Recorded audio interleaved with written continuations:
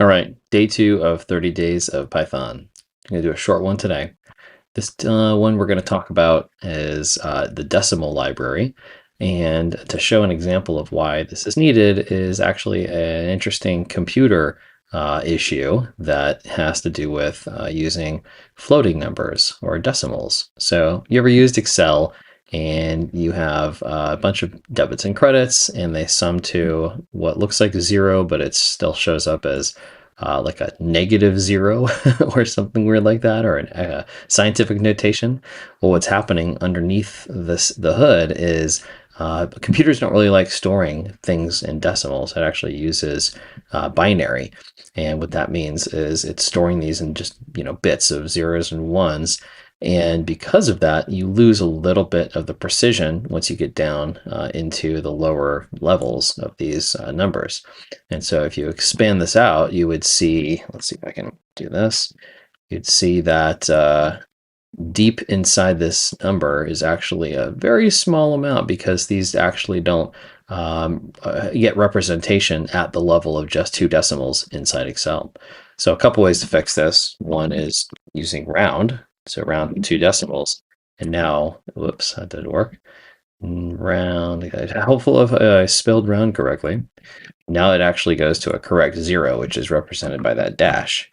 But there's also, in Python, another library we can use called the decimal library.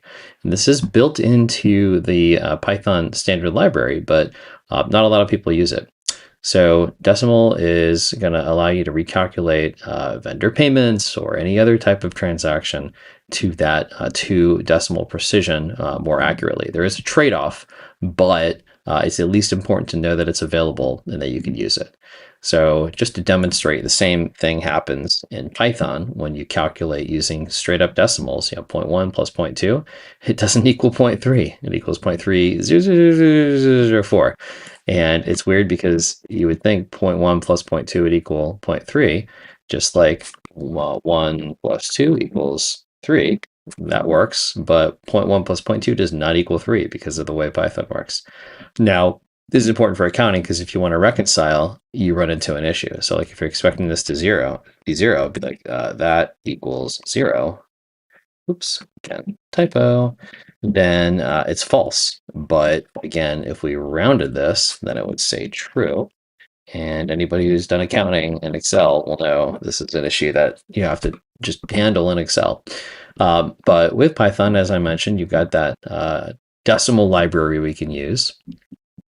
And just to show, you can use the round as well in this one. So again, the 1 plus 2 minus 3, you have this exponential very small number, which is basically 0, or you can actually get it to be 0 if you do rounding. But round is not the same as exact math. So what we're going to do is we're going to check out the decimal library. So from decimal, import decimal. And we're going to show that you can use the strings around these numbers. It works better than using the numbers themselves, because again, if you use the actual digits, you're going to end up running into this same issue you had before. So just make sure you're using the strings around your decimals, and it will actually give you a decimal output. And so in this case, when you have decimal 0.1 plus decimal 0.2 equals decimal 0.3, you're good. And again, the quotes are important because when you pass it as a string, it'll use the exact decimal. When you pass it as a float, it is using that binary floating point approximation before decimal sees it. So you don't want to use that unless you want to deal with these very long computer versions of these decimals.